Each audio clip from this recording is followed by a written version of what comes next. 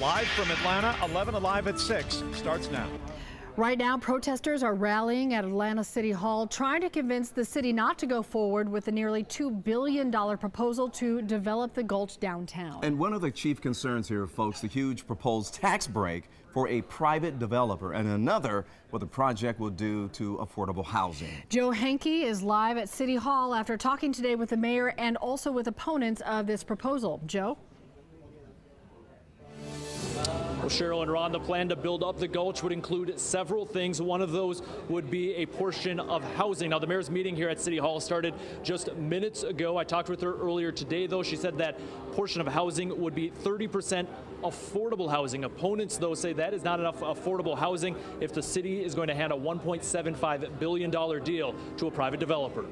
So what is affordable housing, and what would it look like at the hole in downtown known as the Gulch? The textbook definition is it is housing affordable to people making up to 80% of the area median income. Data from Invest Atlanta makes it a bit easier to understand. In Atlanta, rent for a one-bedroom unit can't cost more than $1,100 to be affordable. A two-bedroom is capped at $1,350, and a three-bedroom can't exceed $1,556.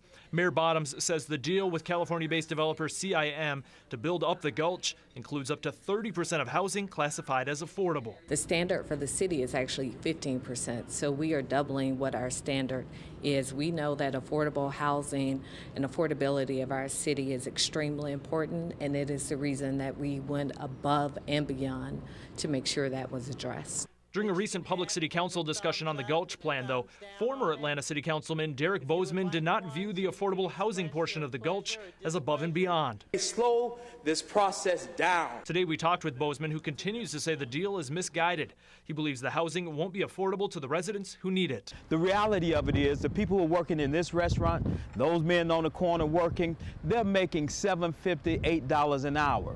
If affordable for them means an apartment at $400, $500, $600. Bozeman also believes the Gulch proposal would lead to gentrification and push current nearby homeowners and renters out. It artificially inflates the value of grandmama's house, who's not looking to buy or not looking to game this market. A nationwide survey released from rentcafe.com this month described 90% of apartments built in Atlanta last year as luxury. We are completely and intently focused on the affordable housing issue in the city of Atlanta, and that's the reason why we really insisted that there be additional funding in place to address that.